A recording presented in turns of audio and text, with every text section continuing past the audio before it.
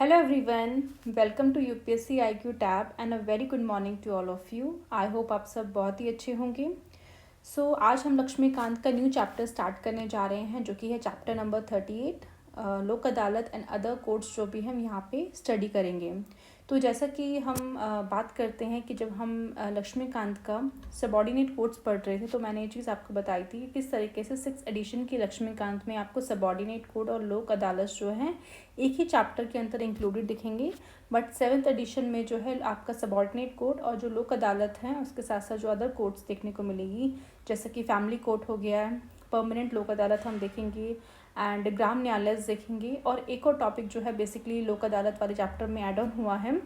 उस टॉपिक का नाम है कमर्शियल कोर्ट। तो ये कमर्शियल कोर्ट जो है आपको 6th एडिशन में नहीं दिखेगा, 7th एडिशन के लक्ष्मीकांत में आपको इंक्लूडेड दिखेगा। बट अगर जिसके पास बुक नहीं है तो टेंशन बिल्कुल मत लेना, बिकॉज सारे के सारे नोट्स में इसमें आपको दिखे जाते हैं एंड हर एक चीज़ हम डिटेल में डिस्कस करेंगे, तो कोई भी डाउट आपको यहाँ इसमें रह नहीं जाएगा।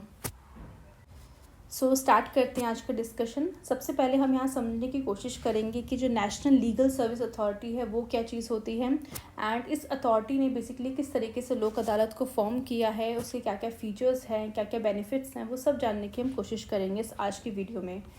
स्टार्ट करते हैं आज का डिस्कशन। सबसे पहले यहाँ पे बेसिकली बताया गया है किस तरीके से हमारा जो कॉन्स्टिट्यूशन है उसके अंदर आपको देखने को मिलेगा आर्टिकल नंबर 39A, जो कि बात करता है कि हमें फ्री लीगल एड प्रोवाइड करनी है poor and weaker section of the society को एंड इंश्योर करना जस्टिस फॉर ऑल। यानी जिस तरीके से हम बात करते हैं कि हमारा जो DPSP है उस DPSP के अंदर जो आपका आर्टिकल नंबर 39A है वो कहीं ना कहीं स्टेट को डायरेक्शंस देता है कि भाई आपको जो है जो गरीब तबका है हमारा सोसाइटी के अंदर, जो गरीब लोग हैं, वीकर सेक्शन है, उनके लिए आपको कहीं ना कहीं फ्री लीगल सर्विस जो है उन्हें प्रोवाइड करनी है ताकि उनको भी जस्टिस मिल सके।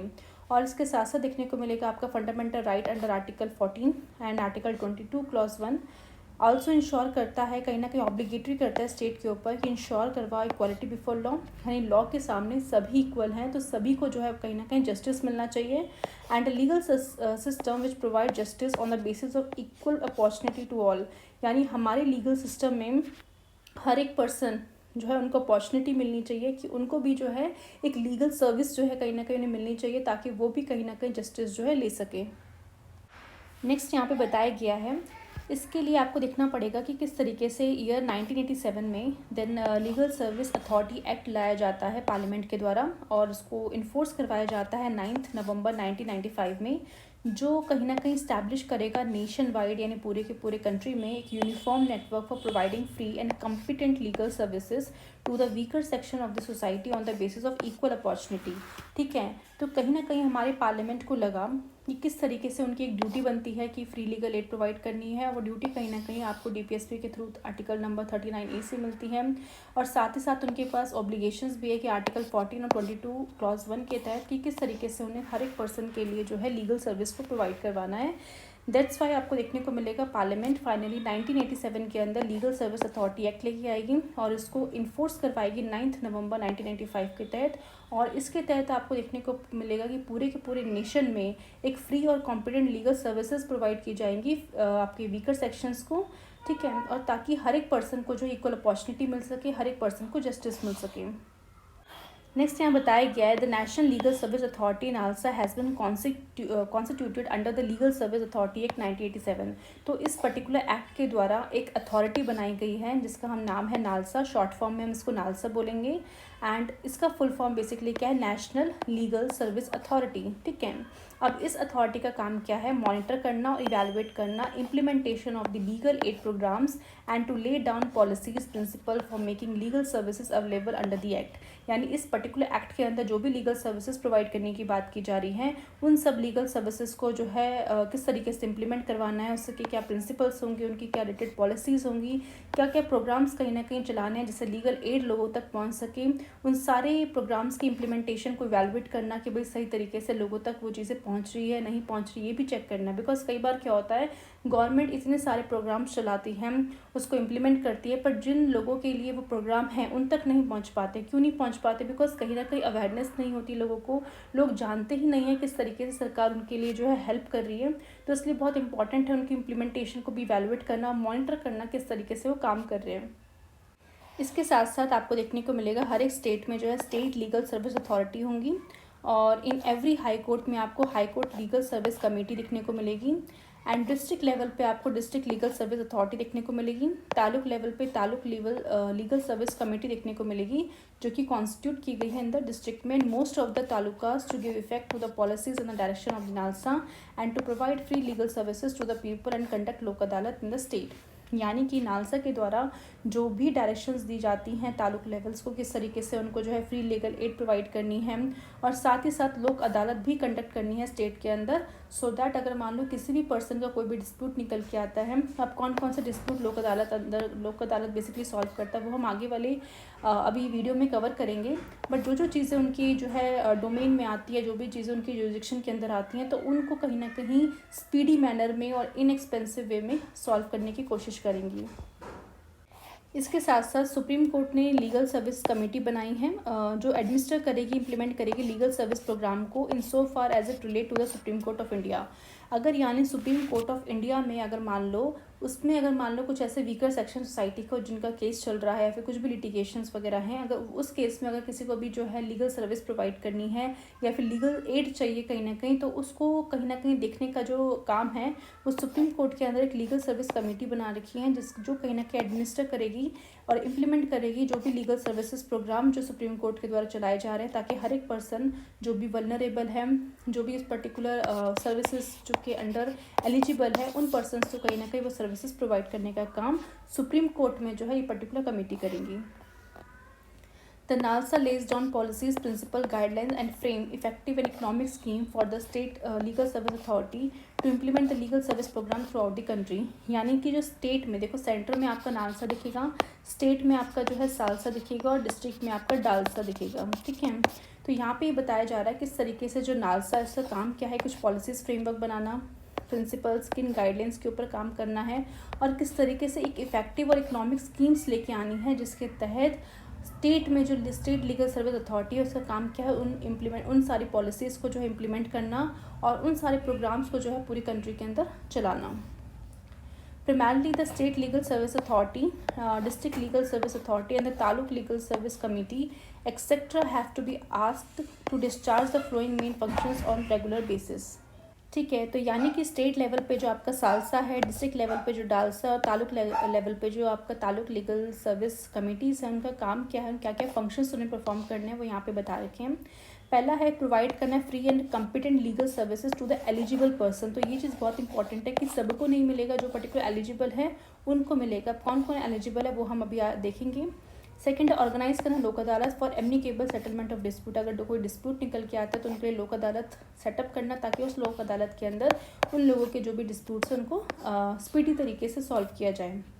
थर्ड, टू ऑर्गेनाइज करना legal awareness camp in the rural areas, because जैसा कि हमने बात की सबसे बड़ा ड्रॉबैक यही होता है कि रूरल एरियाज़ में जो लोग रहते हैं उन्हें खुद नहीं पता कि क्या क्या लीगल सर्विसेज जो है उनके लिए फ्री में प्रोवाइड की जा रही सरकार के द्वारा, किस तरीके से वो उसको ले सकते हैं, क्या कैसे क्या कर सकते हैं। इसके अलावा जो ढेरों प्रोग्राम्स चलाए जाते हैं उनको किस तरीके से उसका यूज़ करना है उनको खुद नहीं पता होता। दैट्स वाई जो है आपका देखने को मिलेगा कि जो आपके सालसा है, डालसा है, तालुक लेवल पे जो है इनका यही काम है कि अवेयरनेस कैंप से ज़्यादा कैंप चलाओ, ताकि लोग जब इस कैंप्स में आएंगे तो उनको यहाँ पे जो है समझाया जाएगा किस तरीके से आपको क्या क्या पॉलिसीज़ हैं, क्या क्या चीज़ें हैं जहाँ पे आप अपना जस्टिस जो है इंश्योर करवा सकते हो।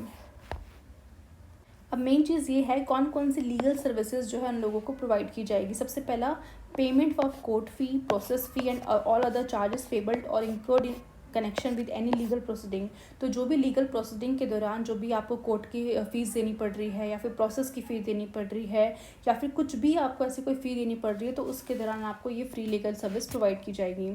Second, providing service of lawyer in legal proceeding. अगर कोई भी लीगल प्रोसीडिंग में लॉयर की ज़रूरत पड़ रही है तो लॉयर भी आपको अवेलेबल करवाया जाएगा। तो ज़्यादातर देखने को मिलेगा जो गवर्नमेंट लॉयर्स होते हैं वो इनको प्रोवाइड किए जाते हैं, ताकि वो कि गवर्नमेंट लॉयर है तो गवर्नमेंट ही उसको फ़ीस पे करेगी। जो नॉर्मल जनता है, जो वीकर सेक्शन है, एलिजिबल पर्सन है जो फ्री लीगल एड को ले रहे हैं, कहीं ना कहीं उनको पे करने की फिर ज़रूरत नहीं पड़ेगी।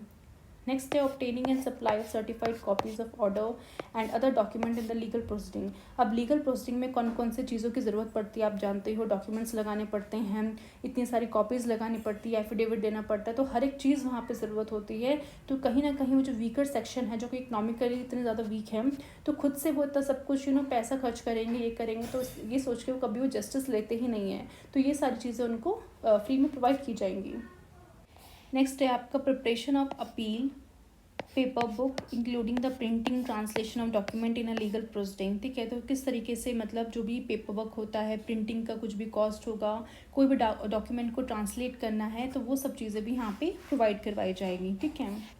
अब हमने सर्विस तो देख लिया कौन कौन सर्विस इन्हें मिलते हैं। अब हम देखते हैं कौन कौन से पर्सन एलिजिबल है इस फ्री लीगल सर्विसेज को लेने के लिए। सबसे पहले आपकी की सारी वुमेंस हैं, चिल्ड्रंस हैं, member of schedule caste and schedule tribe, वो भी यहाँ पे कहीं ना कहीं ले सकते हैं। इंडस्ट्रियल वर्कमैन हो गया,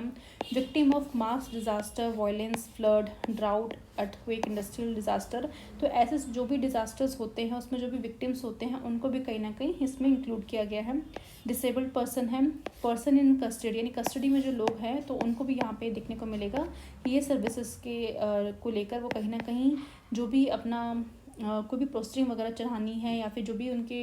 सुप्रीम कोर्ट में, हाई कोर्ट में कोई भी केसेस चल रहे हैं, तो उनको लॉयर की फैसिलिटी करवाना, जो भी पेपर वर्क लगता है वो फैसिलिटी प्रोवाइड करवाने का काम भी ये लीगल सर्विसेज अथॉरिटी करती हैं। इसके अलावा person whose annual income does not exceed 1 lakh, यानी ऐसा कोई पर्सन जिसकी पूरे साल की जो पैसा है, यानी जो भी तनख्वाह है, सैलरी जो भी कुछ है, वो 1 लाख से ज़्यादा नहीं होनी चाहिए। यानी 1 लाख से कम वाले जो ऐसे पर्सन जो उनका पूरे साल की कमाई 1 लाख से कम है, उनको बेसिकली ये लीगल सर्विस जो है प्रोवाइड करवाई जाएगी। अगर हम बात करें supreme court legal service committee की, क्योंकि हमने देखा था किस तरीके सुप्रीम कोर्ट में भी एक लीगल सर्विस कमेटी बना रखी है, तो उस केस में जो लिमिट है 5 लाख कर दी गई, यानी 5 लाख तक की जो भी ऐसे लोग होंगे जिनकी इनकम पूरे साल की 5 लाख से कम होगी, वो कहीं ना कहीं सुप्रीम कोर्ट में जो सर्विस कमेटी है उनके थ्रू जो लीगल सर्विस प्रोवाइड की जाती है वो आप ले सकते हैं। Next victims of trafficking in human being और बेगार, यानी जिस तरीके से ह्यूमन बींग्स का ट्रैफिकिंग किया जाता है, ऐसे जो विक्टिम्स होते हैं जो कहीं ना कहीं फोर्स लेबर पे जो है कहीं ना कहीं इंडल्ज होते हैं, तो उनको भी जो है ये सर्विसेज प्रोवाइड करवाई जाएंगी, ताकि उन जिनके साथ भी कुछ अन्याय हुआ है, जिनके साथ भी कुछ गलत हुआ है, तो वो न्याय उनको मिल सके। उसके लिए कहीं ना कहीं उन्हें जस्टिस से दूर नहीं रखा जाएगा। इक्वालिटी दी गई है, तो हर एक पर्सन को जस्टिस में भी इक्वालिटी दी जाएगी, ताकि हर एक पर्सन का राइट है कि वो भी जो है जस्टिस ले सके। तो यहाँ पे हमने basically national legal service authority को देख लिया। नेक्स्ट हम बेसिकली चलते हैं लोक अदालत के ऊपर। लोक अदालत में बेसिकली सबसे पहले हम ये समझेंगे कि लोक अदालत क्या कैसे काम करती है, क्या मीनिंग है, सुप्रीम कोर्ट ने बेसिकली लोक अदालत का क्या मतलब दिया है, किस तरीके से उसको स्टैट्यूटरी स्टेटस दिया गया, एंड उसके क्या क्या फीचर्स से बेनिफिट्स क्या क्या हैं, तो वो सब चीज़ें हम 1 बाय 1 करके देखते हैं। सबसे पहले यहाँ पे हम बात करते हैं मीनिंग की। तो सबसे पहले यहाँ पे बताया गया है कि Lok Adalat is a forum where the cases और a dispute which are pending in a court, यानी ऐसे केसेस या फिर ऐसे कोई डिस्प्यूट जो कि कोर्ट के अंदर पेंडिंग पड़े हुए हैं, यानी उनके अभी तक डेट ही नहीं आई है, या फिर which are at pre litigation stage पे हैं, यानी कि अभी तक वो कोर्ट के अंदर ही नहीं आए, यानी कोर्ट के जुरिसडिक्शन में तो केस आता है बट कोर्ट ने के अंदर कहीं ना कहीं वो भी फाइल नहीं किया गया, वो कोर्ट के डोमेन में भी आया ही नहीं है। तो ऐसे केसेस आर कॉम्प्रोमाइज किए जाएंगे, सेटल किए जाएंगे एमनिकेबल मैनर में बाय दी लोक अदालत। यानी कि ऐसा नहीं है, देखो लोक अदालत के पास ऐसा तो नहीं सुमोटो पावर है कि ऐसा कोई केस जो ऑलरेडी कोर्ट के पास पड़ा हुआ है, या फिर ऐसा कोई केस जो बेसिकली कोर्ट के जुरिसडिक्शन के अंदर आता है उनको अपने आप से जो छीन के ले ले और लोक अदालत के अंदर जो है कहीं ना कहीं उसको सॉल्व करवाए। तो ऐसे तो पावर लोक अदालत के पास नहीं है। यानी कि आपको देखने को मिलेगा किस तरीके से जो हाई कोर्ट से पहले परमिशन ली जाएगी, वो कैसे कैसे चीज़ें होंगी वो भी 1 बाय 1 देखेंगे। बट मेन चीज़ आपको देखने को मिलेगी कि इस तरीके से लोक अदालत में 2 चीज़ें देखने को मिलेंगी। पहला ऐसा केसेस जो कोर्ट के अंदर पेंडिंग है उनको सुनने की ताकत लोक अदालत के पास है, और जो प्री लिटिगेशन स्टेज पे हैं उनको लोक अदालत जो है कहीं ना कहीं सुनता है। ठीक है, अब हम देखते हैं कि किस तरीके से सुप्रीम कोर्ट ने डिफाइन किया है with the meaning of the Lok Adalat. ठीक है, तो Lok Adalat is an old form of educating system prevail in ancient India and its validity has not been taken away even in the modern days too, यानी इसकी validity ancient India में जितनी थी आज भी हमें उतनी ही देखने को मिलेगी। अब हम बात करते हैं एंशियंट इंडिया की, तो आपने बेसिकली देखा होगा कि किस तरीके से जब महाजनपद की बात करते हैं तो उसमें एक वजी होता है महाजनपद, जहाँ पे आपको देखने को मिलता है किस तरीके से वो गना सिस्टम के उसमें काम करता है। यानी उसके अंदर आपको देखने को मिलेगा कि जो लोकल अथॉरिटीज़ होती हैं, जो लोकल असेंबलीज़ होती है, वहाँ पे कुछ लोगों को पावर दी जाती है कि वो इस तरीके से जो भी डिस्प्यूट है, एक स्पेसिफिक एरिया के जो भी डिस्प्यूट आते हैं उनको कहीं ना कहीं वो रिजॉल्व कर सकते हैं। यानी कहीं ना कहीं उनके पास डिसीजन मेकिंग करने की पावर उस पर्टिकुलर कम्युनिटी की जो है मिल जाती है उनको। तो उस तरीके से आपको देखने को मिलेगा एंशिएंट टाइम पे जो है लोक अदालत बनते थे। इसके अलावा आपने देखने को मिला होगा श्रेणी। श्रेणी बेसिकली क्या था, एक ट्रेड, जितने भी ट्रेड कह सकते हैं एक तरह का ट्रेड एसोसिएशन था। जितने भी मर्चेंट्स थे, ट्रेडर्स थे, उन्होंने कहीं ना कहीं अपना एक एसोसिएशन बना के रखा था जिनको श्रेणी कहते हैं। एंड वो कहीं ना कहीं एक सिविल कोर्ट की तरह भी काम करते थे। एंड वहाँ पे बेसिकली आपको उस पर्टिकुलर कोर्ट में, यानी वो जो ट्रेड गिल्ड कह सकते हैं, ठीक है, ट्रेड गिल्ड था, जहाँ पे आपको देखने को मिलेगा जो मेंबर्स थे स्पेसिफिकली ट्रेडर्स एंड कॉमर्स वाले थे। एंड श्रेणी प्ले करता था important role resolving the dispute related to the trade and the business, ठीक है। तो उससे जो भी डिस्प्यूट आता था उनको रिजॉल्व करने का काम ही करते थे। तो इस तरीके से एंशिएंट टाइम पे भी हमें इसकी जो यूटिलिटी थी, जो इनकी इंपॉर्टेंस थी, वो आज के टाइम पे भी देखने को मिलती है। साथ ही साथ बात करें तो वर्ड जो है लोक अदालत का, इसका मतलब होता है पीपल्स कोर्ट। लोक मतलब पीपल और अदालत मतलब court. This system is based on the Gandhian principle पे बेस्ड है, क्योंकि गांधी जी भी यही मानते थे कि इस तरीके से अगर मान लो किसी पर्टिकुलर एरिया में जो भी प्रॉब्लम है, तो उस पर्टिकुलर एरिया के जो भी एक कमेटी वगैरह डिसाइड कर लो, या फिर कुछ ऐसा ग्रुप बना दो जहाँ पे कुछ ऐसे लोग होंगे जो कहीं ना कहीं उस पर्टिकुलर चीज़ों पे एक्सपर्टीज़ रखते हैं, ठीक है। जैसे आपको पंचायत में देखने को मिलेगा आपको किस तरीके से चीज़ों को सॉल्व किया जाता है, तो उसमें उन पर्टिकुलर लोगों के द्वारा जो है चीज़ों को, डिस्प्यूट को आपस में जो है सॉल्व किया जाएगा। यानी अगर मान लो कुछ ऐसा डिस्प्यूट है जो कि बहुत ही कम वैल्यू का है, मॉनेटरी वैल्यू बहुत कम है, या फिर कुछ ऐसा बड़ा क्राइम नहीं किया गया, तो बहुत ज़रूरी है कि दोनों पार्टीज मिलकर जो है, मान लो पार्टी है और पार्टी भी है, तो दोनों आपस में समझौता करके जो है कहीं ना कहीं जल्दी से जल्दी उस डिस्प्यूट को रिजॉल्व कर लें।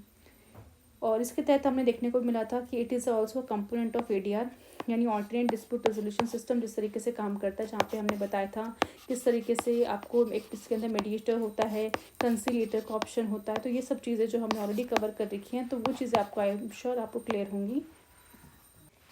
नेक्स्ट बोला गया है कि as the Indian court are overburden होते हैं with the backlog of cases देखने को मिलेंगे, and the regular court are to decide the cases involving a lengthy process होता है, काफ़ी एक्सपेंसिव होता है, टीडियस प्रोसीजर यहाँ पे फॉलो किया जाता है। अगर हम बात करें आपके जो भी सबॉर्डिनेट कोर्ट है, हाई कोर्ट है, सुप्रीम कोर्ट है, वहाँ पे कहीं ना कहीं अगर ऐसा नहीं है आप केस फाइल कर सकते हो, बट अगर आप इतनी छोटी छोटी चीज़ों के लिए अगर आपने केस फाइल किया, ठीक है, एक तो बहुत ही लेंदी प्रोसेस होगा, यानी जिस चीज़ पे आप देख सकते हो ज़्यादा से ज़्यादा पैसा आपका खर्च हो जाएगा, मतलब इतने का तो आपका अमाउंट नहीं है जिसके लिए आप केस लड़ रहे हो, उतना ज़्यादा आपको उस केस में जो है आपका पैसा यहाँ पे लग जाता है, बहुत ही टीडियस प्रोसीजर के थ्रू यहाँ पे देखने को मिलेगा। तो इसलिए हम कह सकते हैं एक ऑल्टरनेटिव तरीका मिल जाता है, जहाँ पे जो कोर्ट जो है take years together to settle the even petty cases, मतलब बहुत छोटे छोटे केसेस को भी सॉल्व करने के लिए जो आपके नॉर्मल कोर्ट है बहुत ज़्यादा समय ले लेते हैं, वहीं आपका लोक अदालत देयरफॉर प्रोवाइड करता है ऑल्टरनेटिव रेजोल्यूशन और डिवाइस करता है for expeditious and inexpensive justice को। यानी बहुत ही स्पीड तरीके से, मतलब बहुत ही कई बार ऐसा देखने को मिलेगा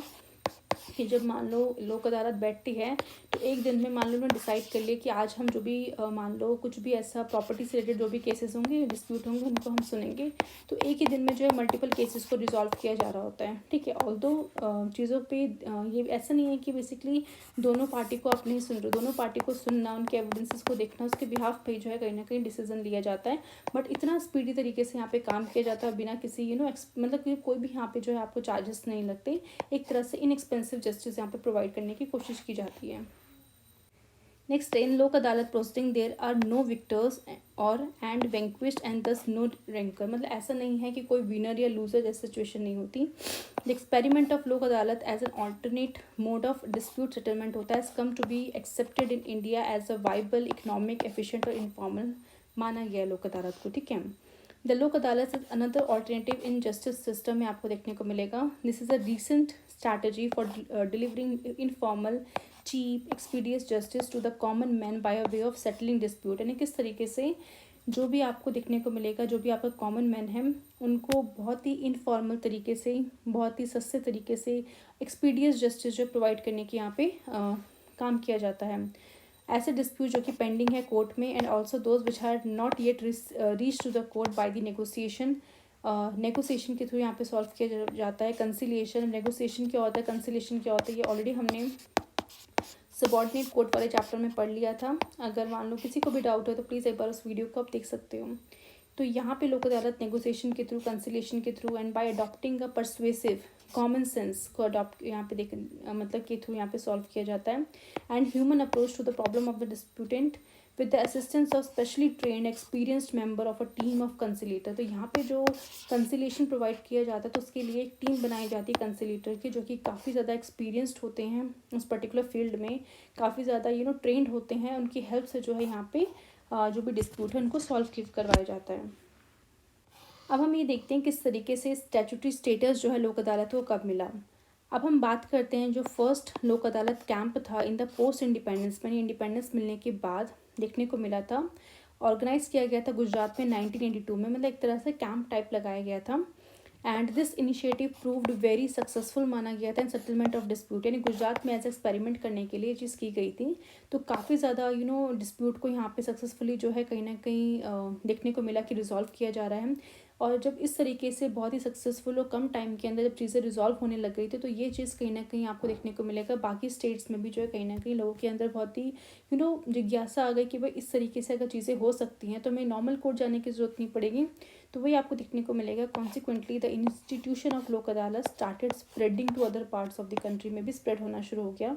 eight that time this institution was functioning as a voluntary, यानी कि वॉलंटरी बेसिस पे काम कर रहा था, कंसिलेटरी एजेंसी थी without any statutory backing for it decision. ठीक है, यानी कि वॉलंटरी बेसिस पे कंसिलेट एजेंसी की तरह काम करी थी, बट उनके जो भी डिसीजन उनके द्वारा लिया जा रहा था कि फाइनली अगर मान लो कोई भी डिसीजन लेना है कि भाई पार्टी ए को इस तरीके से काम करना है या फिर पार्टी बी को इतना फ़ाइन देना है बिकॉज उसने ये चीज़ जो है कहीं ना कहीं मान लो कुछ क्राइम किया है, फिर चोरी वोरी किया, उसके तहत इतना फ़ाइन देना है, तो कोई भी बैकिंग नहीं थी। बैकिंग नहीं थी तो उसके वजह से आपको देखने को मिलेगा उतना पावर नहीं मिल पा रही थी लोक अदालत को। इसलिए कहीं ना कहीं आपको देखने को मिलेगा इन view of its growing popularity, क्योंकि धीरे धीरे उसकी पॉपुलैरिटी जो है बढ़ती जा रही थी। And this arose a demand for providing statutory backing to the institution, क्योंकि अगर ये इंस्टीट्यूशन इतना बढ़िया है तो क्यों ना उसको स्टैट्यूटरी स्टेटस दे दिया जाए। And the award given by the Lok अदालत, और साथ ही साथ जो भी अवार्ड, कोई डिग्री, कोई भी डिसीजन जो दिया जाता है उनको भी जो एक स्टैट्यूटरी बैकिंग मिलेगी। Hence, the institution of लोक अदालत has been given a statutory status under the Legal Service Authority Act 1987 के तहत जो है उनको एक स्टैट्यूटरी स्टेटस दिया गया। अब यहाँ पे बताया गया है कि the act makes the flowing of provisions related to the organisation and functioning of the Lok Adalat. पहला बताया गया है कि the state legal service authority and the district legal service authority और the supreme court legal service committee और the high court legal service committee और taluk level service committee में organise, मतलब इन लोगों के पास कहीं ना कहीं पावर है कि वो ऑर्गेनाइज कर सकते हैं लोक अदालत को at such interval and places and for exercising such jurisdiction and for such areas as it thinks fit, यानी अगर इनको लगता है उन पर्टिकुलर एरियाज़ में उन पर्टिकुलर इंटरवल्स के टाइम पे, इंटरवल्स इन द सेंस कि मैं मान लो कि महीने में 2 बार ऑर्गेनाइज करवा दी या फिर महीने में जो है 4 बार ऑर्गेनाइज करवा दी, कहाँ पे किन किन प्लेसेस में उसको ऑर्गेनाइज करवाना है, कहाँ तक उनका जुरिडिक्शन रहने वाला है, किस एरिया तक जो इनका जुरिडिक्शन रहने वाला है, तो वो कहीं ना कहीं इन लोगों के द्वारा डिसाइड किया जाएगा। इनको लगता है जो चीज़ें ठीक है तो उस हिसाब से ये काम करेंगे। Every लोक अदालत organized for an area shall consist of such number of serving or retired judicial officers होंगे वहाँ पे, and other persons of the area may be specified by the agency organized such लोक अदालत। जनरली लोक अदालत में देखने को मिलेगा आपको एक जुडिशियल ऑफिसर होंगे एज अ चेयरमैन, ठीक है, तो यानी एक चेयरमैन होगा, एक एडवोकेट होंगे यानी लॉयर होंगे और एक सोशल वर्कर होंगे एज अ मेंबर। कहीं पे आपको देखने को मिलता है एक चेयरमैन और एक मेंबर होता है, कहीं पे एक चेयरमैन 2 मेंबर होता है। तो अगेन डिपेंड करता है उस पर्टिकुलर जो है कमेटी के ऊपर, उस पर्टिकुलर अथॉरिटी के ऊपर कि वो किस तरीके से वहाँ पे जो है वहाँ पे जो है बेसिकली ऑर्गेनाइजेशन रखती है कि कितने मेंबर्स और कितने चेयरमैन होने चाहिए। तो मेन चीज़ क्या है कि जुडिशियल ऑफिसर होने चाहिए, बिकॉज कहीं ना कहीं उनके पास एक्सपर्टीज़ है उन पर्टिकुलर केसेस को जो है रिजॉल्व करने की। अब मेन चीज़ ये है कि जुडिशियल ऑफिसर की बात की जा रही है एज ए चेयरमैन, वो या तो सर्विंग भी हो सकते हैं जुडिशियल ऑफिसर या फिर कोई रिटायर्ड भी हो सकते हैं। तो डिपेंड करता है कि कौन से मतलब है बेसिकली जुडिशियल ऑफिसर, तो उस समय जो भी अवेलेबल होगा या फिर जो भी डिमांड होगी पर्टिकुलर अथॉरिटी की, तो उस हिसाब से वो या तो सर्विंग जुडिशियल ऑफिसर को एज ए चेयरमैन बना सकती है या फिर रिटायर्ड जुडिशियल ऑफिसर को, ठीक है।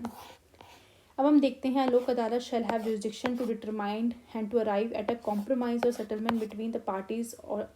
To a dispute in respect of any case pending of for any court. जैसे कि हमने बात की थी किस तरीके से कि अगर मान लो कोई भी ऐसा केस पेंडिंग पड़ा है किसी भी कोर्ट में, तो उन केसेस को जो है कहीं ना कहीं जुरिसडिक्शन आता है लोक अदालत के अंदर उसका। And any matter which is falling with in the jurisdiction of any court and not brought before such court, यानी ऐसा कोई मैटर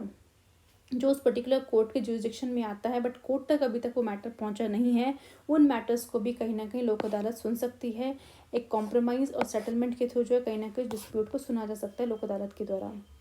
दस the Lok Adalat can deal with not only the cases pending before the court but also with the dispute at pre litigation stage पे जो है उनको सुनने की पावर लोक अदालत के अंदर है। अब हम देखते हैं कौन कौन से मैटर्स जो है लोक अदालत के अंदर आते हैं। पहला है मैट्रिमोनियल मैटर्स हो गया, फैमिली से रिलेटेड कोई भी डिस्प्यूट हो। क्रिमिनल में बेसिकली आपको देखने को मिलेगा कंपाउंडेड ऑफेंस जो है। कंपाउंड ऑफेंस बेसिकली वो ऑफेंसेस होते हैं जहाँ पे आपको देखने को मिलेगा कि ये लेस सीरियस क्रिमिनल ऑफेंस होते हैं, मतलब होते तो क्रिमिनल ऑफेंस है बट लेस सीरियस होते हैं, ठीक है। और यहाँ पे कहीं ना कहीं आपको देखने को मिलता है द कंप्लेंट जो कंप्लेंट होता है, जो कंप्लेंट फाइल कर रहा है वो एंटर करता है into bona fide compromise and agree to drop charges against the accused. यानी कि इस यहाँ पे क्योंकि क्राइम इतना ज़्यादा सीवियर नहीं है, तो जो भी ऐसा पर्सन है जो कंप्लेंट फाइल कर रहा है, ठीक है, अगर मान लो उसको लगता है कि भाई इन ग्राउंड्स के ऊपर सामने वाला जो भी पर्सन है वो एग्री हो जाता है या फिर इतना फ़ाइन दे रहा है या फिर जो भी चीज़ें हैं वहाँ पे, तो उस बेसिस पे जो है वो कॉम्प्रोमाइज़ और एग्री हो जाता है उन सब चीज़ों के ऊपर। एंड यहाँ पे देखने को मिलेगा कि जो कोर्ट की परमिशन होती है is not required for compounding certain offences such as adultery, इसके अंदर आती है। वॉलेंट्री, आप किसी को हर्ट कर रहे हो, डिफेमेशन का केस हो गया, क्रिमिनल ट्रीपास हो गया, तो ये सब चीज़ें आपको देखने को मिलेगी। फॉर अदर कंपाउंडेबल ऑफेंसेस की बात करें तो चोरी करना कंपाउंडेबल ऑफेंस के अंदर आएगा। क्रिमिनली आप ब्रीच कर रहे हो किसी का ट्रस्ट हो गया, court permission is necessary before compounding. Once से offence is compounded it has the same effect देखने को मिलेगा जैसे आप बाकी चीज़ों का देखते हो। बट वहीं अगर हम बात करें नॉन कंपाउंडेबल ऑफेंस की, तो ये ऑफेंस जो होते हैं काफ़ी ज़्यादा सीवियर होते हैं and compromise are not allowed because इतने ज़्यादा सीवियर, अगर आपने किसी का मर्डर कर दिया तो आप कैसे कॉम्प्रोमाइज़ करवा सकते हो। जिसने बेसिकली मर्डर किया उसको तो बस सिर्फ जेल ही मिलेगा, ठीक है, उसमें तो कोई कॉम्प्रोमाइज़ तो नहीं हो सकता। किसी पार्टी का मान लो कोई एक मेंबर है, वो मेंबर को किसी की मतलब किसी ने उसकी हत्या कर दी है, तो उसके बीच में उसे कॉम्प्रोमाइज़ नहीं चाहिए, उसको तो न्याय चाहिए कि भाई जिसने ये क्राइम किया भाई इसको तो जेल होनी चाहिए या फिर उसको जो है डेथ सेंटेंस मिलना चाहिए या फिर उम्र कैद की सजा होनी चाहिए। तो नॉन कंपाउंडेबल में आपका क्राइम इतना ज़्यादा सीवियर होता है कि कॉम्प्रोमाइज़ जैसी सिचुएशन होती ही नहीं है, ठीक है। और यहाँ पे देखने को मिलेगा the court permission is not sufficient for compounding these offences and can only be dismiss और, ठीक है, क्वेश्ड। एग्जाम्पल्स की बात करें नॉन कंपाउंडेबल की, तो देखने को मिलेगा अगेन किस तरीके से अगर आपने किसी वुमेन को मतलब असॉल्ट किया है, ठीक है, कुछ किसी का मर्डर किया, तो ये सारी चीज़ें आपको देखने को मिलेंगी।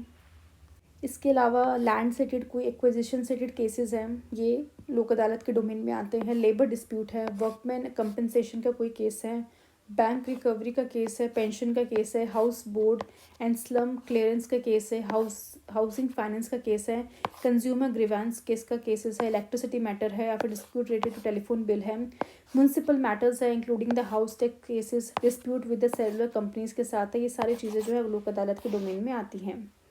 But the Lok Adalat shall have no jurisdiction in respect of any case matter related to the offence of non-compoundable under any law। यानी किसी भी लॉ के द्वारा, चाहे वो स्टेट का कोई लॉ हो, सेंटर का कोई लॉ हो, उस लॉ के द्वारा अगर मान लो कोई ऑफेंस नॉन कंपाउंडेबल है तो उस केस को जो है कॉम्प्रोमाइज़ से नहीं सुलझाया जा सकता। उसको जो आपका जो भी नॉर्मल कोर्ट है, जो भी आपका सबॉर्डिनेट कोर्ट है, हाई कोर्ट है, सुप्रीम कोर्ट है, उनके पास ही पावर है उस पर्टिकुलर केस में जजमेंट देने की।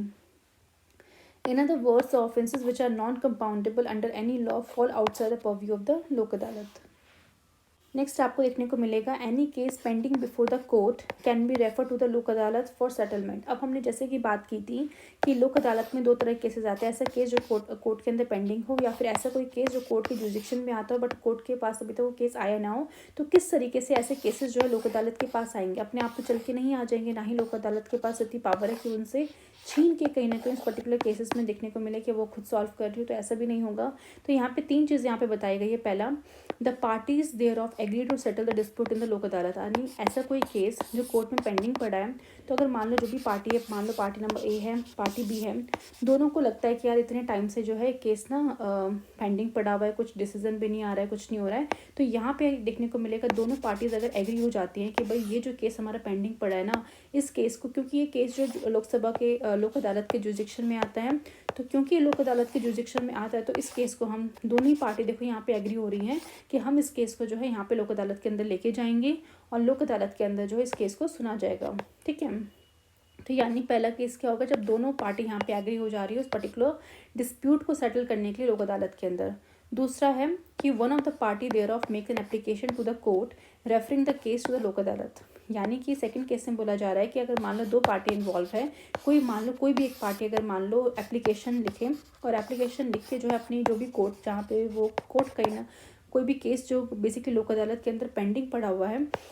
उस केस को जो है कहीं ना कहीं एप्लीकेशन के थ्रू बोल दे कि भाई यहाँ पे जो है कहीं ना कहीं बहुत टाइम लगने वाला है, तो क्यों ना आप हमारा जो केस है उस लोक अदालत के अंदर जहाँ पे भी इसको लगेगा, चाहे वो स्टेट की बात करें या फिर कहीं पे भी, तो उस पर्टिकुलर लोक अदालत के अंदर जो है हमारा केस जो है ट्रांसफ़र कर दो, ताकि लोक अदालत जो है बहुत ही स्पीडी तरीके से जो है उस केस को सॉल्व कर दें। ठीक है, तो यहाँ पे सेकंड केस क्या है कि दोनों पार्टी ने एग्री होकर कोई एक पार्टी के इस तरीके से एप्लीकेशन दे रही है कोर्ट को, एंड कोर्ट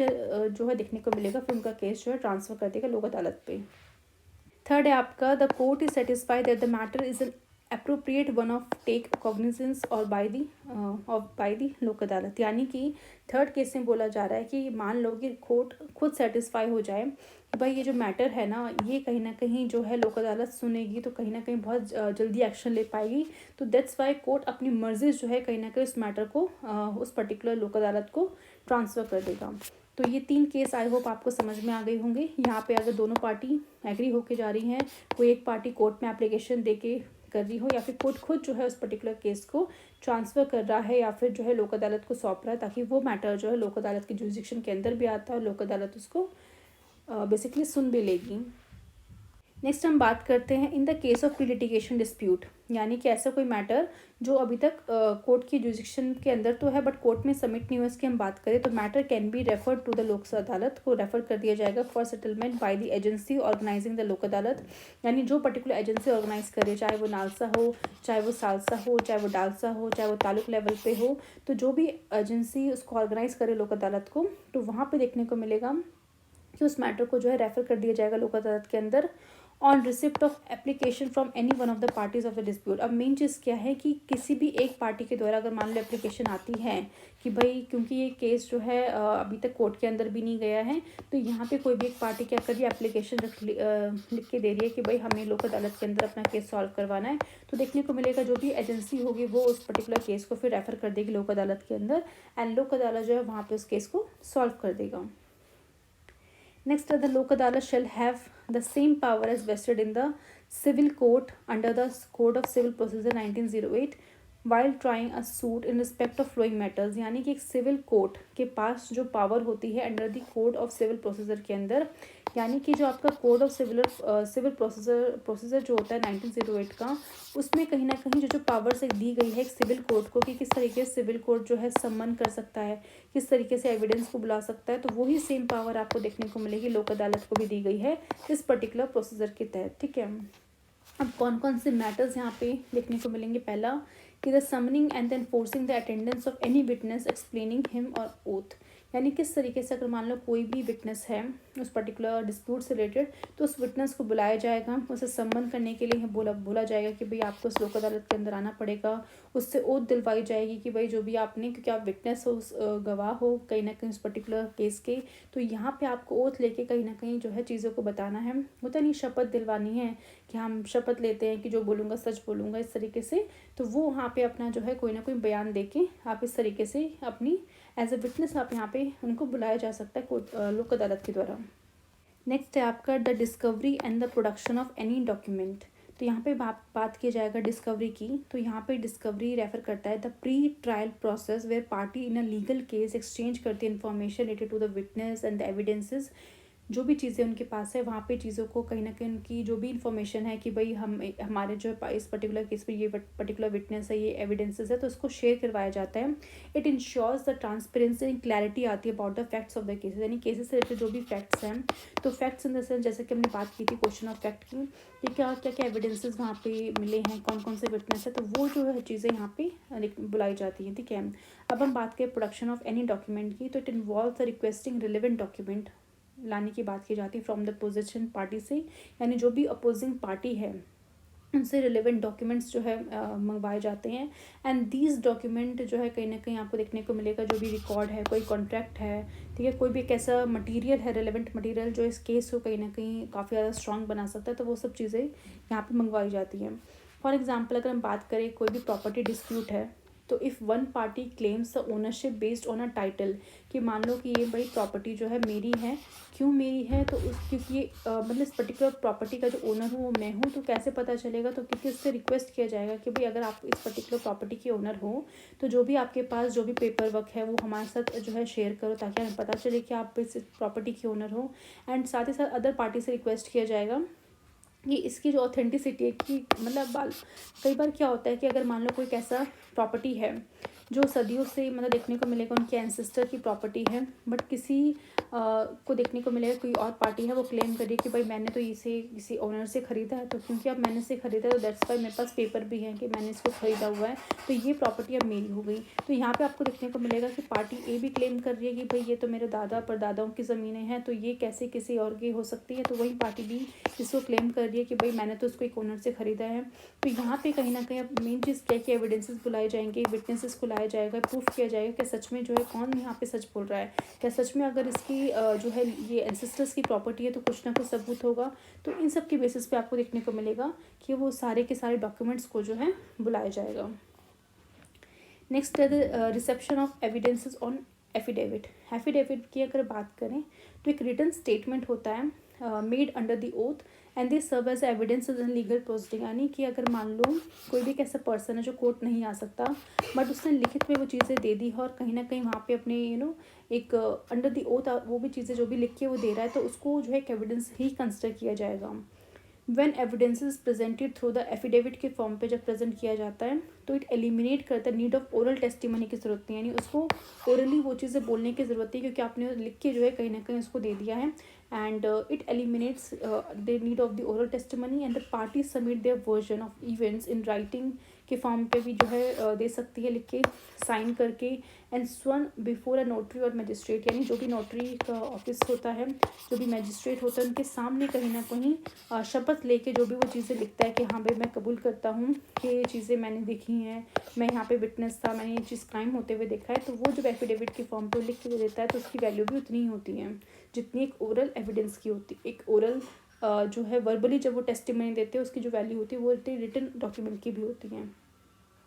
फॉर एग्जाम्पल अगर हम बात करें कोई डाइवोर्स का केस है तो वहाँ पे दोनों ही स्पाउसेस के द्वारा जो है सबमिट करवाया जाता है एफिडेविट को, जो कहीं ना कहीं बताते हैं डिटेल्स में, उसमें जो है रीजंस लिखे होते हैं क्यों बेसिकली उनकी शादी टूटी है, तो दोनों ही पक्षों के द्वारा रिटर्न में जो है लिख के दिया जाता है, उनमें साइन होते हैं उनके, मजिस्ट्रेट के सामने कहीं ना कहीं वो चीज़ें की जाती है। ठीक है, नेक्स्ट है the requesting of any public record और डॉक्यूमेंट फ्रॉम एनी कोर्ट और ऑफिस, यानी किसी पर्टिकुलर कोर्ट के अंदर मान लो कुछ ऐसा डॉक्यूमेंट है, किसी ऑफिस के अंदर कोई भी डॉक्यूमेंट है, कुछ भी ऐसा चीज़ें रिकॉर्ड वगैरह मंगवानी है, तो वो सब चीज़ें भी मंगवाने की पावर लोक अदालत के पास है। इसके अलावा सच अदर मैटर एज में भी प्रिस्क्राइब, इसके अलावा जो चीज़ें जो है सिविल प्रोसीजर कोर्ट के अंदर जो भी चीज़ें मैटर अंदर आती हैं तो वो सब चीज़ें कहीं ना कहीं आपको देखने को मिलेगा लोक अदालत के पास भी हैं। नेक्स्ट है कि further the Lok Adalat shall have a requisite power है to specify its own procedure for the determination of any dispute, यानी कोई भी डिस्प्यूट को किस तरीके से सॉल्व करना है उसके लिए वो खुद से प्रोसीजर जो है बिल्डअप कर सकते हैं। And all proceedings before Lok Sabha shall be deemed to be judicial proceeding within the meaning of the Indian Penal Code 1860 and the every Lok Adalat shall be deemed to be civil code for the purpose of Code of Criminal Procedure 1973, यानी कि सारी की सारी proceeding जो कि लोक अदालत में चलती है उसको एज अ जुडिशियल प्रोसीडिंग की तरह ही माना जाएगा, वो पर्टिकुलर इंडियन पिनल कोड की मीनिंग के अंदर ही आएगा और हर एक लोक अदालत जो है बेसिकली एक सिविल कोड की तरह काम करेगा under the code of criminal procedure 1973 आपको देखने को मिलेगा। An award of a लोक अदालत shall be deemed to be a decree of a civil court or an order of any other court। यानी जो भी अवार्ड या फिर जो भी जजमेंट या फिर कोई भी डिसीजन जो लोक अदालत के द्वारा लिया जा रहा है उसको एक सिविल कोर्ट की ऑर्डर या फिर कोई भी अनदर कोर्ट है उसके ऑर्डर के इक्वल ही माना जाएगा। Every award made by the Lok अदालत शेल बी फाइनल होगा, बाइंडिंग होगा हर एक पार्टीज़ के ऊपर। हर एक पार्टीज इन द सेंस कि कई बार ऐसा केस होता है जहाँ पे 2 पार्टीज इन्वॉल्व होती है, कहीं में 2 से ज़्यादा पार्टी इन्वॉल्व होती हैं। तो जो भी पार्टीज उस पर्टिकुलर केस में इन्वॉल्व है उन सभी के ऊपर फाइनल और बाइंडिंग होगा। And no appeal shall be lie to any court against the award of Lok Adalat. ठीक है, यानी लोक अदालत ने मान लो कोई भी डिसीजन ले लिया, क्योंकि देखो सबसे पहले अगर मान लो जो भी डिसीजन लिया जाता है ना वहाँ पे बता दिया जाता है किस तरीके से जो है ये चीज़ें हैं, आप अगर आपको सहमत हो तो ठीक है मैं इसको फाइनल जज मतलब एग्री कर लेता हूँ, यानी फाइनल एग्रीमेंट जो है बना देता हूँ।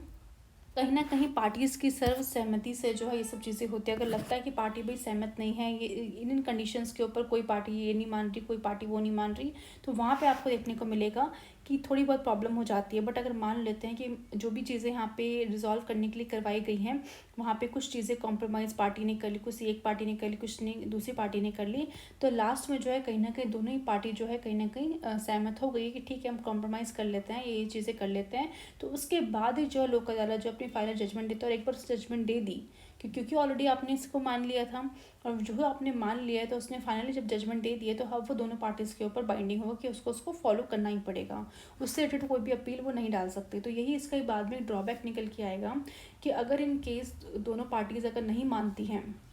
यानी वो फाइनली जो है जो भी हम कह सकते हैं कंसिलिएटर के द्वारा, मीडिएटर्स के द्वारा वो चीज़ सॉल्व नहीं होती, तो किस तरीके से उस केस में जो है इस पर्टिकुलर केस डिस्प्यूट में जजमेंट देना है, तो वो कहीं ना कहीं फिर प्रॉब्लमेटिक हो जाता है लोक अदालत के लिए। तो वो चीज़ें अभी हम देखेंगे किस तरीके से वहाँ पे बात की गई थी। अभी हम चलते हैं टाइप्स पे। तो there are 3 types of Lok अदालत देखने को मिलेगा। पहला तो नेशनल लेवल पे लोक अदालत होती है, स्टेट लेवल पे आपको लोक अदालत देखने को मिलेगी, एंड परमानेंट लोक अदालत होती हैं जिसमें जो कहीं ना कहीं पब्लिक यूटिलिटी सर्विसेज से डील करती है। तो यहाँ पे ये चीज़ पे हम अभी पढ़ने वाले हैं। नेक्स्ट टॉपिक हमारा परमानेंट लोक अदालत ही होगा। तो ऐसी चीज़ें यानी ऐसी सर्विसेज जो कहीं ना कहीं पब्लिक डेली चीज़ें यूज़ करती हैं उन सर्विसेज को, तो उन यूटिलिटीज़ को उन सर्विसेज को कहीं ना कहीं जो डील करने के लिए एक परमानेंट लोक अदालत बनाई गई हैं ताकि वो जो सर्विसेज है उन्हें टाइमली मैनर पे जो है सॉल्व कर दिया जाए। नेक्स्ट यहाँ पे बोला गया है the various cases settled in the national Lok Adalat and the state Lok Adalat include pre litigation and pending matters related to the negotiation instrument act, bank recovery हो गया केसेस, लेबर डिस्प्यूट्स केसेस हो गया, सर्विस मैटर्स हो गया, क्रिमिनल कंपाउंडेबल मैटर्स हो गए। तो ये सब चीज़ें आपको देखने को मिलेंगी। 3 टाइप के लोक अदालत होते हैं। पहला बात करते हैं नेशनल लोक अदालत। तो द नेशनल लेवल पे जो लोक अदालत होते हैं they are held at regular intervals में, ये आपको देखने को मिलेंगे, वेयर वन सिंगल डे लोक अदालत को थ्रू आउट द कंट्री को में जो इस्टेब्लिश किया जाता है। मतलब वहाँ पे जो आपको देखने को मिला है किस तरीके से एक सिंगल डे लोक अदालत जो है हेल्ड की जाती है throughout the country in all the courts में, right from the supreme court से लेके आपका जो नीचे जो तालुक लेवल होता है वहाँ तक में जो है उस पर्टिकुलर डे के अंदर लोक अदालत को बेसिकली हेल्ड किया जाता है। Where in the cases are disposed of in huge number, और ह्यूज नंबर पे उस दिन जो है केसेस को डिस्पोज किया जाता है। From 2015 the national लोक अदालत are being held on a specific subject matter every month, यानी हर एक मंथ में एक स्पेसिफिक मैटर के ऊपर जो है लोक अदालत को जो है उस पर्टिकुलर दिन में बनाया जाता है ताकि वो जो है उन केसेस को जो है रिजॉल्व कर ले। फॉर एग्ज़ाम्पल अगर मैं लूँ तो जिस तरह से भी हमने बात की थी कि मान लो कोई प्रॉपर्टी डिस्प्यूट है 2 नेबर्स के बीच में कि भाई ये जो प्रॉपर्टी है मेरी बाउंड्री पे लैंड मेरी जो लैंड है उसकी बाउंड्री पे आ रही है, या फिर वो बोलता है कि नहीं ये मेरी उसकी प्रॉपर्टी है। तो अगर इस तरह से कोई प्रॉपर्टी के केसेस अगर मान लो लोकल कोर्ट के अंदर सेवरल ईयर्स से जो है कहीं ना कहीं चल रहे हैं, कोई सोल्यूशन नहीं निकल के आया है, तो उस केस में उसको रिजॉल्व करने के लिए देखने को मिलेगा कि जो नेशनल लेवल लोक अदालत है वो ऑर्गेनाइज की जाती है specially for property related dispute के लिए। यानी आपने कहीं ना कहीं स्पेसिफिक मैटर यहाँ पे डिसाइड कर लिया है कि आज के दिन हम जो है प्रॉपर्टी रिलेटेड जो भी डिस्प्यूट होंगे उनको सुनेंगे। तो एक डेजिग्नेट डे यानी एक पर्टिकुलर दिन को डेजिग्नेट कर दिया जाता है कि हाँ इस दिन जो है प्रॉपर्टी रिलेटेड जो भी केसेस है उनको सुना जाएगा। तो ऐसे ऐसे केसेस जो कि उस पर्टिकुलर लोक अदालत के अंदर फाइल किए गए हैं तो उन प्रॉपर्टी के केसेस को पर्टिकुलर दिन में सुना जाएगा। ठीक है, जहाँ पे दोनों ही पार्टीज़ को पार्टिसिपेट करना होगा और जिस तरीके से जो भी एविडेंसेस होते हैं उनको दिखाना पड़ेगा, उसके बेसिस पे जो है डिसीजन वहाँ पे दिखने को मिलेगा। ठीक है, अब हम बात करते हैं स्टेट लोक अदालत की। तो these are also known as regular Lok Adalat कहा जाता है and these can be further classified on to the following types. पहला है कॉन्टीन्यूस लोक अदालत। तो Lok Adalat bench sits continuously for a set number of days के लिए कॉन्टीन्यूसली बैठती है एंड फैसिलिटेट करती है settlement by different unsettled matters on to the next date and encouraging parties to reflect on the terms of mutually accepted settlement before actual settlement। यानी actual settlement कौन करेगा? Obviously जो आपके वहाँ पे चेयरमैन बैठे मेंबर है वो एक्चुअल सेटलमेंट करेंगे। तो एक्चुअल सेटलमेंट यानी एक्चुअल एग्रीमेंट जो वो बना रहे हैं फाइनली, यानी फाइनल ऑर्डर जो पास कर रहे हैं, उससे पहले आप जो भी आपका म्यूचुअली आप चीज़ों जिन जिन टर्म्स में आप जो है कहीं ना कहीं एग्री हो रहे हो, जिन म्यूचुअल टर्म्स को कहीं ना कहीं आप एक्सेप्ट कर रहे हो, उसके थ्रू अपना जो केसेस को सेटल करने की कोशिश कर रहे हो, वो चीज़ें कहीं ना कहीं वो जो ग्राउंड्स हैं उन पर आप मान लो एक बार, और जैसे एक बार आप मान लोगे फिर हम फाइनली उसको सेटल डाउन कर देंगे। ठीक है, तो यहाँ पे एक वर्ड है कॉन्टीन्यूस, यानी कुछ ऐसे लोक अदालत होती हैं जो कॉन्टीन्यूसली कुछ सेट नंबर ऑफ डेज तक काम करती रहती हैं, और वो देखने को मिलेगा किस तरीके से जो है वो आपके जो भी डिस्प्यूट होते हैं उनको रिजॉल्व करती हैं। कुछ होती है डेली लोक अदालत। This type of Lok Adalat is organise on daily basis पे, यानी एक डेली बेसिस पे आपको देखने को मिले कुछ पर्टिकुलर मैटर है उसको यहाँ पे डील किया जा रहा है, उससे जो भी डिस्प्यूट आ रहे हैं मान लो एक दिन में, तो उसको जल्दी से जल्दी रिजॉल्व करवाया जाता है। नेक्स्ट है मोबाइल लोक अदालत है, and these are organised by making the Lok Adalat setup in multi utility van पे आपको देखने को मिलेगा to different areas for resolving petty cases and also spreading legal awareness in the area. यानी मोबाइल का मतलब भी क्या है कि वो इजिली एक जगह से दूसरी जगह मूव कर सकें, तो एक वैन को यूज़ किया जाता है जहाँ पे आप देखने को मिलेगा कि पेटी केसेस, बहुत ही छोटे छोटे केसेस अगर मान लो है, किसने किसी की साइकिल चुरा ली, किसने किसी की जानवर को चुरा लिया, तो ऐसे ऐसे छोटी छोटी मोटी जो केसेस होते हैं उनको इनके थ्रू सॉल्व किया जाता है, और इस वैन जो है यहाँ से वह मूव करती है, तो साथ साथ अवेयरनेस भी प्रोवाइड करती हुई चलती है उन पर्टिकुलर एरियाज़ में। मेगा लोक अदालत की बात करूँ, this organised in the state on a single day in all the courts of the state, यानी स्टेट के अंदर जो भी सारे कोर्ट्स हैं पर्टिकुलर एक दिन में सब जगह ऑर्गेनाइज करवाई जाती है। एंड लास्ट आपको देखने को मिलेगा परमानेंट लोक अदालत होती है। परमानेंट लोक अदालत क्या है वो भी हम पढ़ेंगे नेक्स्ट वीडियो में। ठीक है, नेक्स्ट आपका है क्या बेनिफिट्स क्या है according to supreme court the benefit under the Lok Adalat की अगर हम बात करें तो पहला बेनिफिट यही आता है कि there is no court fee, यानी कोई भी केस अगर आपका है इस तरीके से तो आपको कोई भी कोर्ट फी देने की ज़रूरत नहीं है। इफ़ कोर्ट फीस ऑलरेडी आपने पे कर दी है तो वो आपको रिफंड हो जाएगी। ठीक है, अगर आपका डिस्प्यूट लोक अदालत के अंदर सेटल डाउन होता है तो वो जो भी अमाउंट है आपका रिफंड कर दिया जाएगा। The basic feature of Lok अदालत आर दी प्रोसीजरल फ्लेक्सिबिलिटी, यानी जो भी प्रोसीजर वहाँ पे अपनाया जा रहा है केस को सॉल्व करने के लिए वो काफ़ी ज़्यादा फ्लेक्सिबल है। And speedy trial of the dispute, यहाँ पे देखने को मिलेगा कोई भी डिस्प्यूट है उसे बहुत तुरंत यानी जल्दी तरीके से वहाँ पे सॉल्व करवाने की बात की जाती है। And there is no strict application of procedural laws like the civil procedure code and the evidence act while assessing the claim by the Lok Adalat, यानी कोई भी एविडेंस को जब आप यहाँ पे देख रहे हो, कोई भी चीज़ों को जब यहाँ पे जो भी लॉज को फॉलो कर रहे हो, तो जिस तरीके से आपका जो नॉर्मल कोर्ट है, सुप्रीम कोर्ट हो गया, हाई कोर्ट हो गया, सबऑर्डिनेट कोर्ट हो गया, तो जिस तरीके से वो एक नॉर्म्स को फॉलो कर रहे हैं, एक प्रिंसिपल गाइडलाइंस को फॉलो करते हैं, एक जो भी लॉज वहाँ पे उस पर्टिकुलर सिविल प्रोसीजर कोड के अंदर लिखे हुए हैं, जो भी एविडेंस को चेक करने के लिए जो उनको प्रोसीजर दिया गया है नॉर्मल कोर्ट्स को, तो उन सब चीज़ों को यहाँ पे देखने को मिलेगा उतने स्ट्रिक्ट तरीके से यहाँ पे फॉलो नहीं किया जा सकता। बिकॉज अगर उस स्ट्रिक्ट तरीके से फॉलो करने की कोशिश करोगे ना तो कहीं ना कहीं जो नॉर्मल कोर्ट जिस तरीके से बहुत ज़्यादा टाइम लेते हैं केस को सॉल्व करने के लिए, वही टाइम जो है फिर आपका लोक अदालत पे लेने लग जाएगा, और कहीं ना कहीं अगर टाइम इतना ज़्यादा लग ही रहा है तो कोई यूटिलिटी रह नहीं जाएगी। तो मेन चीज़ ये है कि आपको उन ऐसे प्रोसीजर को काफ़ी ज़्यादा फ्लेक्सिबल करना है, उन सब चीज़ों को, उन सारे जो लॉज हैं उनको फ्लेक्सिबल करना है। बिकॉज फ्लेक्सिबल इसलिए कर पा रहे हो ना क्योंकि जो यहाँ पे केसेज आप सुन रहे हो ना बहुत ही छोटे अमाउंट के हैं। अब इन छोटे छोटे केसेस में अगर आप इतनी ज़्यादा रिजिड चीज़ें लेके आओगे ना तो कभी आप उसको सॉल्व नहीं करवा पाओगे। तो आपको कम टाइम के अंदर उनको जस्टिस प्रोवाइड करना है, उन छोटे छोटे केसेस का वर्कलोड जो है कहीं ना कहीं नॉर्मल कोर्ट के अंदर ना आए। तो बहुत इंपॉर्टेंट है कि आप उनकी जो एप्लीकेशंस हैं उन बेसिकली लॉज की, चाहे वो एविडेंस एक्ट की बात करें या फिर सिविल प्रोसीजर कोड की हम बात करें, तो ऐसे जो लॉज हैं उनको काफ़ी ज़्यादा आपको रिलैक्स करके जो है उस पर्टिकुलर केस को के दौरान आपको दिखना पड़ता है। थर्ड यहाँ पे बात की गई है the parties to the dispute can directly interact with the जज through their counsel which is not possible in regular court of law, यानी कि अगर कुछ दो पार्टीज़ मान लो लोक अदालत के अंदर अपना केस फाइल किया है तो वो डायरेक्टली जो है जज से भी बात कर सकती है। ठीक है, तो इतनी जो है फ्लेक्सिबिलिटी कह लो, इतनी जो है कहीं ना कहीं जो है चीज़ों को रिलैक्स कर दिया गया कि आप जज से भी डायरेक्टली बात कर सकते हो। बट ये चीज़ आपको रेगुलर कोर्ट के अंदर बिल्कुल भी अलाउड नहीं होती। यहाँ पर देखने को मिलेगा आपका जज ऊपर बैठा रहता है, किस तरह से लॉयर्स के थ्रू जो चीज़ों को यहाँ पर सॉल्व किया जाता है। ठीक है, The award by the Lok Sabha Lok Adalat is binding on the parties and it has the status of decree of a civil court. जैसे कि हमने बात की थी कि जो भी अवार्ड, कोई भी डिक्री, कोई भी जजमेंट या फिर ऑर्डर लोक अदालत के द्वारा दिया जाएगा तो वो बाइंडिंग होगा पार्टीज़ के ऊपर। एंड कहीं ना कहीं सिविल कोर्ट के अंदर जिस तरीके से एक ऑर्डर की वैल्यू होती है वही वैल्यूज़ की भी होगी। And it is not applicable which does not cause the delay in the settlement of the dispute finally. ठीक है, यानी इस तरीके से आपको देखने को मिलेगा कि आप इतने फास्ट तरीके से इसको सॉल्व कर रहे हो और कहीं ना कहीं जो है आप इसको नॉन अपील मतलब कहीं ना कहीं आप इसको फाइनल अपील भी डाल सकते हैं। एक बार अगर लोक अदालत के अंदर आपका केस चले गया, उस पर्टिकुलर ग्राउंड्स के ऊपर आप दोनों की म्यूचुअल सेटलमेंट हो गई है, फाइनली वो अवार्ड बेसिकली दे दिया गया है, उस पर ऑर्डर दे दिया गया है, तो वो कहीं ना कहीं बाइंडिंग होगा हर एक पार्टीज़ के ऊपर। उसके लिए फर्दर अपील आप कहीं ना कहीं नहीं कर सकते। अगर आप अपील नहीं कर सकते, कहीं ना कहीं आपको देखने को मिलेगा तो कोई भी डिले यहाँ पे सेटलमेंट पे नहीं देखने को मिलेगा। डिले तभी होता है ना जब आप एक जगह से आपको जो है बेसिकली जस्टिस नहीं मिला तो फर्दर आप हाई कोर्ट में जाओगे, हाई कोर्ट में नहीं मिले सुप्रीम कोर्ट जाओगे, तो इससे क्या होता है जो आपका जो डिस्प्यूट है वो सेटल होने के बजाय जो है फाइनली डिले होता चले जाता है। तो उन डिले से बचने के लिए आपको देखने को मिलेगा इस तरीके से यहाँ पे काम किया जाता है। Next है, in view of above facilities provided by the Act, the Lok Adalat are bound to be litigating public as they can get their dispute settled fast and free of cost amicably.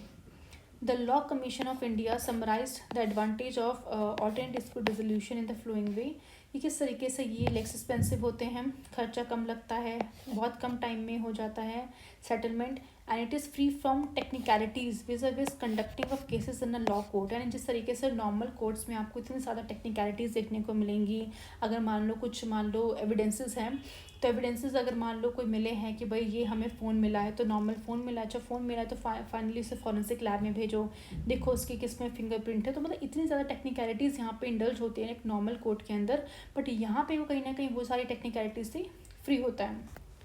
Fourth यहाँ बोला गया था parties are free to discuss the differences of opinion without any fear of disclose before any court. Because देखने को मिलेगा कि जो normal court होता है वहाँ पे जो भी पार्टीज़ होती हैं अपना एक व्यू पॉइंट रखने में भी ना काफ़ी ज़्यादा डरती हैं,